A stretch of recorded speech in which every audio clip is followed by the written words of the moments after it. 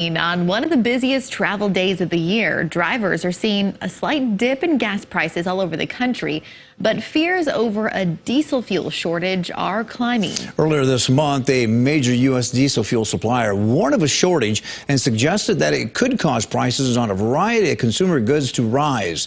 But as one trucking company says, Americans should have nothing to worry about. Occasionally, in the last month or so, we've had a few blast emails in certain parts of the country that have said, truck stops have said they have diesel, but they're low, right? Critically low. It's what a lot of truck drivers fear every time they hear there's a shortage of diesel fuel. One gas station told us it's completely out of the #1 blend. But Jeff Eschen of K&J Trucking says he doesn't worry about it. For the most part, in 20 years I've been driving, I've never ran into that issue. K&J Trucking has a fleet of 140 trucks that run in all lower 48 states. The reduced production at U.S. refineries and a ban on Russian energy imports have combined to add to those fears of a diesel shortage. But the president of K&J Trucking says those fears are somewhat unfounded. Diesel in general is going down right now.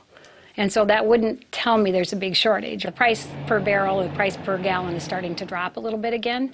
And so I would say that that thought or that threat of a shortage is probably starting to wane. Now, if refineries close, sure, we could all be in trouble. According to the Energy Information Administration, in the unlikely event that all refineries would shut down at the same time, the country would only have enough diesel fuel to cover 27 days. Well, the way I look at it, if that does happen, it's all going to affect us in the long run because we won't be able to get our supplies to the customers at the grocery stores and everything, and before long nobody will be able to get groceries, gas, or do anything. So, I mean, it's kind of alarming in a way, but in the long run I just don't see that happening.